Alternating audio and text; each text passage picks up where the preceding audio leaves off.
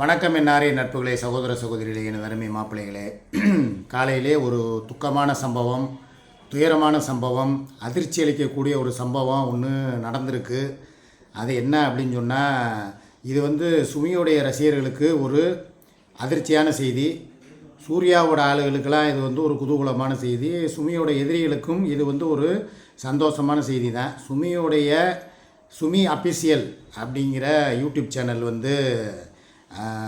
இப்போதைக்கு தற்சமயத்துக்கு தடைப்பட்டுள்ளது அப்படிங்கிறத விட அவங்க சேனல் போயிடுச்சு அப்படிங்கிறது தான் நிதர்சனமான உண்மை. அதுக்கு காரணம் என்னங்கிறது உங்கள் எல்லாருக்குமே தெரியும். அவங்க அதில் பேசின வார்த்தைகள், அவங்க போட்ட கம்யூனிட்டி போஸ்ட்டுகள், இது போக இன்னும் நிறைய அதில் நாக்க துருத்துறது, அப்புறம் இன்னும் நிறைய விஷயங்கள் பண்ணியிருக்காங்க.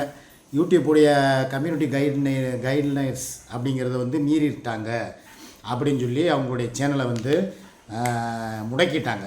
இதுதான் உண்மை. காலையிலேயே எனக்கு 6 மணிக்கெலாம் சுமிக்கிட்டேருந்து ஃபோன் வந்திருக்கு. நான் எந்திரிச்சு எப்பயும் போல் பேப்பர் படிக்க வாங்கிறதுக்காக போனேன் டீ கடைக்கு. அப்போ பார்த்தா காலையிலே ஃபோன் எடுத்தோன்னே பார்ப்பேன் யார் யார் நம்மளுக்கு ஃபோன் பண்ணியிருக்கா என்னான்னு பார்க்கும்போது சுமி ஃபோன் தான் 6:15 மணிக்கு வந்துருந்துச்சு. என்னான்னு சொல்லி, என்னடா காலையிலே ஃபோன் வந்திருக்கு, ஒரு வேளை நம்ம நைட்டுங்க சண்டை ஓட்டோமே சூர்யா கூட, அதனால் எனக்கு எதுவும் பிரச்சனையா இல்லை வேறு எதுவும் கேட்குறதுக்காகத்தான், என்னை விசாரிக்கிறதுக்காகத்தான் சுமி கூப்பிட்ருக்காளாக்குன்னு சொல்லி நான் ஃபோன் எடுத்து, என்னப்பா நான் நல்லா தாப்பா இருக்கேன் அப்படின்னு சொல்லி சொன்னேன். நீங்கள் நல்லா இருக்கீங்க, நான் நல்லா இல்லை அப்படின்னு சொல்லி ஒரே ஒப்பாரி, அழுக, ஒரே கூக்குரல், கதறல். என்னான்னு கேட்டேன். இந்த மாதிரி தேவையில்லாமல் அடிக்காதீங்கப்பா தம்பிகளா, கொஞ்சம் நேரம் அமைதியாக இருங்க. சேனல் காட்ட மாட்டேங்குது, என் சேனலே தெரியலை அப்படின்னு சொல்லி சொன்னாப்புல. சரின்னு சொல்லி நானும் போய் அதை உறுதிப்படுத்துறதுக்காக உள்ளே போய் செக் பண்ணேன். செக் பண்ண இடத்துல பார்த்தா சேனல் இல்லை, சேனலே சுத்தத்துக்கு இல்லை. ஏன்னா ஆல்ரெடி அவங்க ஐடி 2 ஸ்டேக் விழுந்து கிடந்தது. 2 ஸ்டேக்குனா, ஒரு ஸ்டேக் விழுகும்போது என்ன பண்ணுவாங்கன்னா லைவை கட் பண்ணுவாங்க. ஒரு வாரத்துக்கு இல்லை ஒரு மாதத்துக்கு லைவ் போட முடியாது. 2வது ஸ்டேக்கு விழுகும்போது வீடியோ லைவ் ரெண்டுமே போட முடியாது. 3வது ஸ்டேக்குக்கு கேள்வி கேட்பாரே கிடையாது, ஆட்டோமேட்டிக்காகவே யூடியூப்லேருந்தே ரிமூவ் பண்ணிடுவாங்க. அந்த மாதிரி சுமியுடைய சேனலை யூடியூப்பு ரிமூவ் பண்ணிருச்சு. அதுக்கு தான் நம்ம படித்து சொல்கிறது, கண்டிஷன்ஸை ஃபாலோ பண்ணுங்கன்னு. கேட்கலைன்னா இப்படி தான் நிலமை. நேற்று எதுக்காக சூர்யாவோட லைவில் நான் சூர்யாவை அவ்வளோ தூரம் சத்தம் போட்டேன்? காரணம், சூர்யாவும் வார்த்தைகளை அதிகமாக விட்டது ஒன்று. 2வது, அந்த மாதிரி விடக்கூடாது. ஒரு யூடியூப்புங்கிறது ஒரு சமூக வலைதளம், பொது வலைதளம். அதில் மக்கள் எல்லாருமே இருப்பாங்க. அது வக்கீல்கள் இருப்பாங்க, காவல்துறை அதிகாரிகள் இருப்பாங்க, பெரிய பெரிய ஆஃபீஸர் இருப்பாங்க, சாதாரண நடுத்தர மக்கள், மிடில் கிளாஸ். செல்ஃபோன் இன்றைக்கி எல்லார் கையிலையும் இருக்குது. அப்படிங்கும்போது 4 பேர், குழந்தைகளும் பார்ப்பாங்க. குழந்தைகள்லேருந்து பெரியவர்கள், என்ன தான் நம்ம நாட் ஃபார் கிட்ஸ் அப்படிங்கிறத 18+ எதுனாலும் ஆன் பண்ணி வச்சு வீடியோ போட்டாலுமே சில விஷயங்களை யூடியூப் சொல்கிற நெறிமுறைகளை நம்ம ஃபாலோ பண்ணணும். நான் எதுக்காக வார்த்தைகள் விடாமல் ஏதாவது ஒன்றுனா நான் ஏன் பதட்டப்படுறேன்? வார்த்தைகளை விட்டுட்டாலுமே அதை யோசிக்கிறது எதுக்காகனா, இந்த மாதிரி பிரச்சனைகள்லாம் வருங்கிறதுக்காகத்தான். அதுக்காகத்தான் சூர்யாவுக்கும் நான் படித்து சொல்கிறேன். இது என்ன ஆகும் தெரியுமா? இது எதிரிகள் குளிர் காய்கிறதுக்கு நம்ம கொடுக்குற ஒரு இடமா போயிடும். இந்தா பார்த்தீங்களா இப்படி ஆகிப்போச்சு அவள் பேசின பேச்சுக்கு. ஏன்னா அந்தளவுக்கு சுமியும் நான் சொல்கிறத கேட்கலை. நானும் சுமிக்கு பல தடவை நான் சொல்லியிருக்கேன், பேசுகிறது பார்த்து பேசு, கம்யூனிட்டி போஸ்ட்டு அடிக்கடி போடாத, அதில் இந்த தேனா சூனா பூனா இதெல்லாம் போடக்கூடாது, நீட்டாக பேசுன்னு சொல்லி பல தடவை சொல்லி எச்சரிக்கை கொடுத்துருக்கேன். ஏன் எச்சரிக்கை கொடுத்தேன்னா அதில் என்னுடைய சுயநலமும் இருக்குது. ஏன்னா இன்றைக்கி சேனல் போயிருச்சு, நாளைக்கு சுமியோடைய வாழ்வாதாரம் $. ஏன்னா அவள் அதை நம்பி தான் புலப்பு ஓட்டிக்கிட்டு இருந்தாள். அதனால் எனக்கு இன்னொரு லாபம் என்னென்னா, எனக்கு பிரச்சனை இல்லாமல் இருந்துச்சு. ஏன்னா அவளுக்கு வருமானங்கிறத உன்னை நான் ஏற்படுத்தி கொடுத்துட்டேன். ஒரு சேனல் வச்சு கொடுத்து, நீ ஏன் வீடியோ போட்டுக்க, நீ ஏன் வர்ற வருமானத்தை எடுத்துக்க, ஏன் அட்மின் சம்பளம் கூட அவள் கொடுக்க மாட்டான், நான் தான் கொடுத்து, சரி ரைட்டு விடுப்பா குமரேசன்ட்ட சொல்லிவிட்டு நீ பார்த்துக்கடா, நான் கொடுத்துறேன்டா சம்பளம், ஏதோ அவங்களுக்கு வர்ற வருமானமே இவ்வளவுதான்னு சொல்லி நான் சமாளித்து ஒரு மாதிரி கொண்டு போய்கிட்டு இருந்தேன். இப்போ வருமானத்துக்கே வழி இல்லாமல் உள்ளதும் போச்சுடான்னு உள்ளக்கண்ணா கதை ஆகி போச்சா? இது எதனால்? உன் வாயினால். தேவையில்லாமல் லைவில் உட்காந்துக்கிட்டு கமாண்டு பண்ணுறவங்கள ஆபாசமாக பேசுகிறது, ஏன் ஐடியில் கமாண்டு பண்ணுறவங்களையும் பேரை மென்ஷன் பண்ணி, நீ இப்படி போய் போனவ, உன் புருஷங்கெல்லாம் இப்படித்தான், உன் பொண்டாட்டி இப்படித்தான் அப்படி இப்படின்னு சொல்லி அவங்கள போய் தாறுமாறாக திட்டுறது. இப்போ அது அதிகமாக போயிடுச்சு. முந்தியாவது எப்போயாவது ஒரு தடவை தான் கம்யூனிட்டி போஸ்ட்டு போட்டு யாரையாவது கிளிப்பா ஏதாவது ஒன்று பண்ணுவா. ஆனால் இப்போ என்ன ஆகுதுன்னா தினம் அடுத்தவங்க ஐடியில் போய் செக் பண்ணுறது. இப்போ என் ஐடிக்கு வர்றது, யாராவது ஒரு ஆள் சூர்யாவுக்கு சப்போர்ட் பண்ணி கமெண்ட் போட்டக்கூடாது, உடனே வந்துக்கிட்டு ஏய் நீ யார், ஓம் புருஷனும் அப்படி தானா, ஏய் நீ யார், ஓம் பொண்டாட்டி இப்படி தான் குத்தியாக வச்சுருக்கானா, அப்படி இப்படின்னு சொல்லி ஏகப்பட்ட வார்த்தைகளை விட்டு விட்டு விட்டு பகைமையை வளர்த்தேன். நல்ல உறவுகளை இந்த சுகைலுங்கிற ஒரு கேரக்டர்னால கெடுத்துக்கிட்டேன். ஏன்னா உனக்கு வந்து எப்படி சப்போர்ட் இருந்துச்சுன்னா, என்றைக்குனாலும் சிக்கா இருக்கிறாரு, அண்ணே இருக்கிறாரு, சிக்கா மாமா இருக்கிறாரு, எப்போனாலும் குடும்பத்தோடு போய் சேர்ந்துருவார், அக்கா பாவம் அப்படின்னு நினச்சி உன்னைய பார்த்தவங்க ஒரு காலம், உன் உறவுகளாக இருந்தவங்க ஒரு காலம். ஆனால் இன்றைக்கி போக போக ஒவ்வொருத்தவங்களையா நீ வந்து படிப்படியாக பகைச்சு பகைமையை வளர்த்ததுனால இப்போ என்ன ஆகி போச்சு, மொத்தத்துக்கு உனக்கு சங்கு ஊதிட்டாங்க. இதுக்கு தான் நான் சொல்கிறது, ஆரம்பத்திலேருந்து படித்து சொன்ன விஷயம் என்ன, வார்த்தைகளை விடாதீங்க.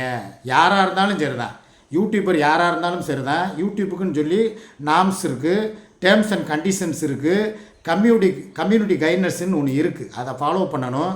ஃபாலோ பண்ணலைன்னா இப்படி தான். இப்போ நான் என்ன பண்ணணும், கிளம்பி நான் அங்கே போகிறேன். இப்போ காலையில் நேற்று நைட்லேருந்து இவளுக்கு எனக்கு சண்டை ஓடிக்கிட்டு இருந்தது உங்களுக்கே நல்லா தெரியும். இப்போ நான் ஏன் இங்கே உட்காந்து லைவ் போடுறேன்னா டைம் பாராயிடுச்சு.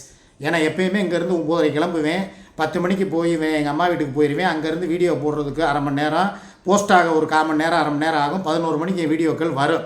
இன்றைக்கி காலையிலேருந்து நான் 8:30 மணிக்கு உட்காந்தவேன், சூர்யா கிட்ட பேசி அவளை புரிய வச்சு, ஏப்பா இங்கே வா, அவளுக்கு சேனல் போச்சுன்னா அடுத்து என்னையை தான் நோண்டுவா. என்னையை நோண்டுனா அதோடைய பாதிப்பு யாருக்கு வரும், உனக்கு வரும். இன்றைக்கி வாரத்துக்கு ஒரு நாளோ மாதத்துக்கு ஒரு நாளோ போய் பார்த்துக்கிட்டு இருக்கேன். ஏதோ அவளுக்கு தேவையானது கறி மீன் அது இதுன்னு வாங்கி கொடுத்துட்டு சமாளித்து ஓட்டிக்கிட்டு இருக்கேன், அவளுக்கு வருமானம் வர்ற வரைக்கும். இப்போ சுத்தமாக வருமானம் நின்று போச்சுன்னா அதுக்கப்புறம் நான் என்னையே தான் அவள் டார்ச்சர் பண்ணுவாள். தினம் என்னையே தான் பால் வாங்கிட்டு வா, மீன் வாங்கிட்டு வா, மோர் வாங்கிட்டு வா, முட்டையை வாங்கிட்டு வாம்பா. அப்போ நான் தினம் போகிற மாதிரி ஆகும். ஒரு நாள் போய் நேற்று ஒரு வீடு பார்க்க போனதுக்கே நேற்று உனக்கு எனக்கு லடாய் ஆகி போய் சண்டை சக்காத்தாகி போய் 2 பேரும் அடிச்சுக்கிட்டு கட்டி உருளாத குறையா சேரை உடச்சி செல்ஃபோனை உடச்சி ஒரு ஃபோனெல்லாம் அடித்து நுறுக்கிட்டா. அதை நான் உங்கள்கிட்ட சொல்லலை, சொன்னால் எதிரிகளுக்கு குதூகலமாயிரும். அதனால் அதை காட்டலை. நான் ஒரு உண்மையிலே சொல்கிறேன், நேற்று வந்து ஒரு ஃபோனு, அந்த ஃபோனை அடித்து நுறுக்கி சுக்கு சுக்காக போயிடுச்சு, சேரு அடித்து நுறுக்கி சுக்கு சுக்காக போயிடுச்சு. கோபம் அதிகமாக படுறா. இவகிட்டையும் நான் சொல்லிட்டேன், உனக்கு தான் வந்து நாளைக்கு வந்து எதிர்காலம் உண்டு, உனக்கு எதிர்காலம் இருக்க இல்லையே, உன் பிள்ளைகளோட எதிர்காலத்துக்காவது நீ பொறுமையாக போ. நான் கூட அடங்கி போகிறேன். ஏன்னா இதனால் பாதிப்பு இவளுக்குங்கிறது அவளுக்கு புரிய மாட்டேங்குது. 24 ஹவர்ஸும் வந்துக்கிட்டு நான், அதாவதுங்க ஒரு குடும்பம், நான் அவளுக்கு தாலி கட்டின என் பொண்டாட்டியாவை நான் போய் தான் சில விஷயங்களை தீர்த்து வைக்கணும். ஒரு வீடு பார்த்து கொடுக்கணுமா, நான் தான் போகணும். என் வீட்டில் என் மகனுக்கும் என் பொண்டாட்டிக்கும் சண்டையா, நான் தான் போய் அதை தீர்த்து வைக்கணும். சில அத்தியாவசிய தேவைகளை நான் தான் போய் நிறைவேற்றணும். அப்படிங்கும்போது நான் அந்த இடத்துல இருந்தே ஆகணும். அப்போ நீ என்ன பண்ணணும், அதை புரிஞ்சுக்கிட்டு சகிச்சுக்கிட்டு, சரி ரைட்டு சகிச்சுக்கிட்டுன்னு கிடையாது, என் உரிமை அது, நான் செஞ்சு தான் ஆகணும். இதே உன் வீட்டில் உன் குடும்பத்தில் உங்கள் அம்மாவுக்கு ஒரு பிரச்சனை, அன்றைக்கி கண் வந்து ஆப்ரேஷன் பண்ணணும், 20,000 ரூபா வேணும்னு சொல்லி மக்கள்கிட்ட கேட்டேன். நான் என்ன பண்ணேன், யாருக்கிட்டேயும் போய் கேட்காத, பிச்சை எடுக்காத, யாரும் கொடுக்க மாட்டாங்க. இன்றைக்கி உள்ள சூழ்நிலையில் நம்ம பேரை கெடுத்து விட்டாங்க. 4 பேர் உதவி செய்ய நினச்சா கூட உதவி செய்ய முடியாத அளவுக்கு எல்லாரும் போய் அவங்ககிட்ட என்ன காசு இல்லையா, பணம் இல்லையா, அவகிட்ட நான் நகை நட்டு இல்லையா, அவள் வந்து அவள் வீடு கட்டுறதுக்காக சேர்ப்பா. ஆனால் அவங்க அம்மாவுக்கு ஒரு 20,000 ரூபா தேவைன்னா மாத்திரம் நம்மக்கிட்ட வந்து கேட்பாளா?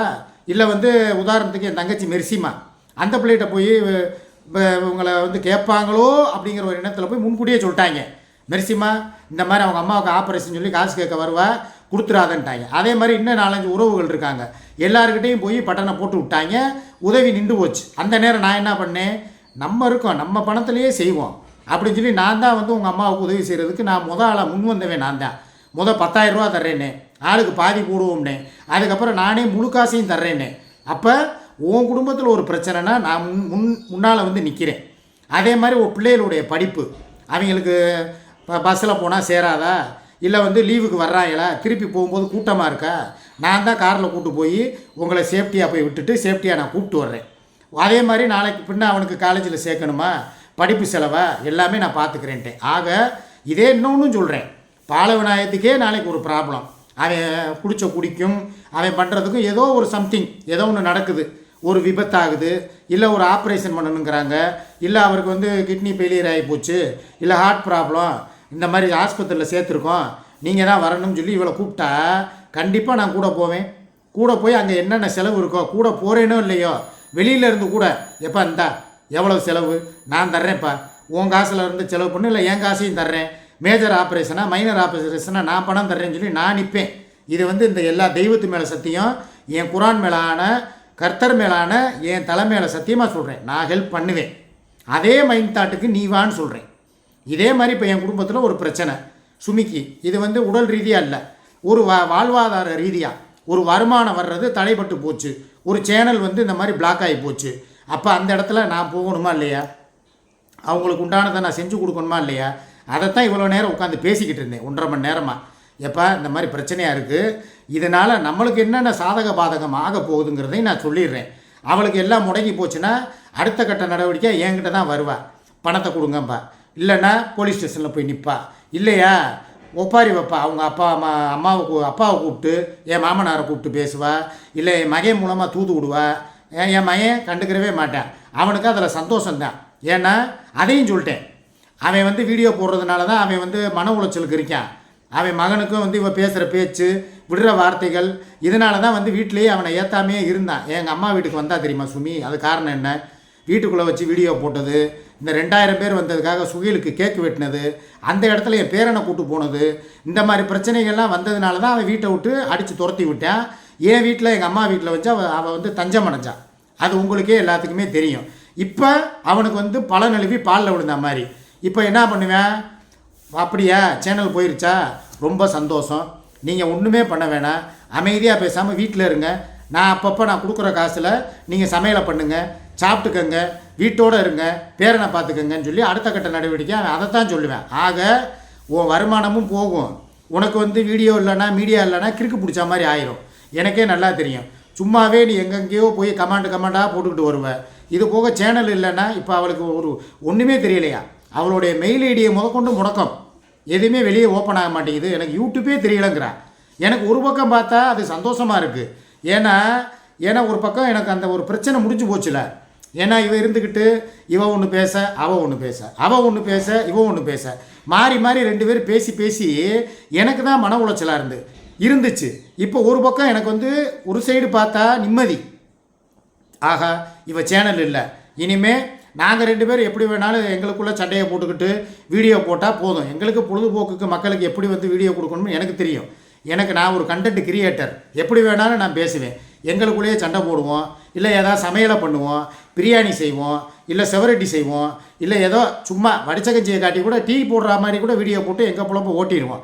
ஏன் சுமி வர்றதுக்கு முன்னால் நாங்கள் என்ன பண்ணிக்கிட்டு இருந்தோம், திருப்பூரில் இருக்கும்போது இல்லை வேறு சீனிவாசா நகரில் இருந்தப்போ நாங்கள் என்ன பண்ணோம், சுமி யூடியூப்புக்கு வர்றதுக்கு முன்னால் எப்படி இருந்தோம், சந்தோஷமாக போய்கிட்டு இருந்துச்சு, ஒரு சங்கடம் இல்லாமல். அப்படி பார்த்தா எனக்கு ஒரு பக்கம் நிம்மதி தான் கிடைக்கிது. ஆனால் இன்னொரு பக்கம் பார்க்கும்போது அவளுடைய வாழ்வாதாரம் வந்து பாதிக்கும்போது அவள் அடுத்த கட்டமாக என்கிட்ட வந்து நிற்பாள். ஒவ்வொரு விஷயத்துக்கும் என்னையை தான் கூப்பிடுவாள். நான் சொன்ன மாதிரி சின்ன சின்ன விஷயத்துக்கு கூட நான் தான் போய் நிற்கணும், ஒவ்வொரு பொருளும் நான் தான் வாங்கி தரணும், அந்த ஒரு சூழ்நிலை. ஆனால் நான் எப்படி பார்த்தா ஒரு குடும்பத் தலைவராக நான் தான் அதெல்லாம் செஞ்சு ஆகணும். ஆனால் இப்போ உள்ள சூழ்நிலை இவளுக்கே ஏகப்பட்ட கடன், தலைக்கு மேலே கடனை ஏற்படுத்திக்கிட்டான். தலைக்கு மேலே இந்த சீட்டு காசு, நகைக்கடையில் கடை, பேங்கில் கடை, இஎம்ஐ கடை, அதுபோல் வீட்டு செலவு, அதுபோல் எங்களுடைய சரக்குகள், சல்லாபங்கள், உல்லாசங்களுக்கு உண்டான செலவுகள், இதுக்கே வந்து நாங்கள் சம்பாதிக்கிற காசு பத்த மாட்டேங்குது. இதையும் நான் சேர்த்து ஏற்றிக்கிறதுக்கு நான் விரும்பலை.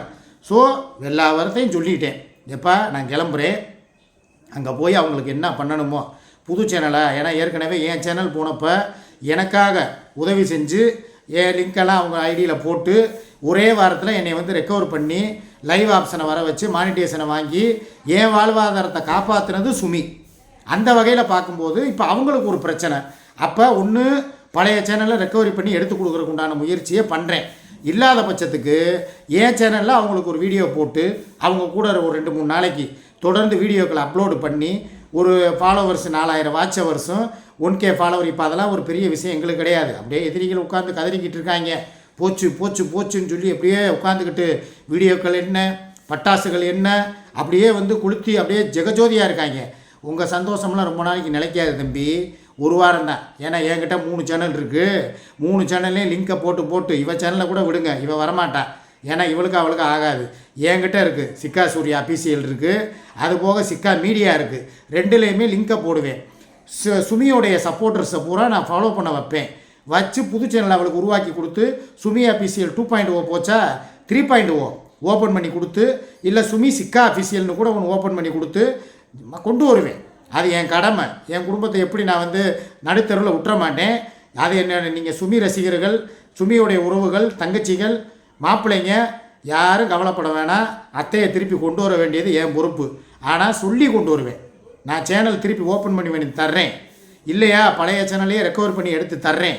வார்த்தைகளை விடக்கூடாது. கெட்ட வார்த்தை பேசுகிறது, கம்யூனிட்டி போஸ்ட்டு போட்டு கிழிக்கிறது, யாரையும் தேவையில்லாமல் பகைமையை வளர்த்துக்கிறது வேணாம். உனக்கு தெரிஞ்சதை நீ பண்ணு. விழாக்கு போடு, நான் உன் கூட வர்றேன். வீட்டில் சமைச்சு வீடியோ போடு, இல்லையா உனக்கு தெரிஞ்ச விடுகதைகள் பாட்டை பாடி வீடியோ போடு. அந்த மாதிரி போ. அதுக்கு டேர்ம்ஸ் அண்ட் கண்டிஷனுக்கு ஒத்துக்கிட்டா உனக்கு சேனல் ஓப்பன் பண்ணி தர்றேன். இல்லாத பட்சத்துக்கு என்னைய தெரியாதுப்பா, என்னை ஆளை விட்டுருப்பான்னு சொல்லி இப்போ போய் உட்காந்து பேசி ஒரு நல்ல ஒரு இது. ஏன்னா என்னை நம்பினவங்க, என் கூட என்னை நம்பி வந்தவளையே நான் இவ்வளோ தூரம் பார்த்துக்கிறேன்னா, எனக்காக 3 பிள்ளை பெற்றவ கட்டின பொண்டாட்டிக்கு நான் செய்ய மாட்டேனா? கண்டிப்பாக செய்வேன். போகிற இடத்துல நல்லபடியாக அவங்களுக்கு சேனல் திருப்பி வந்துடும். கவலைப்படாதீங்க.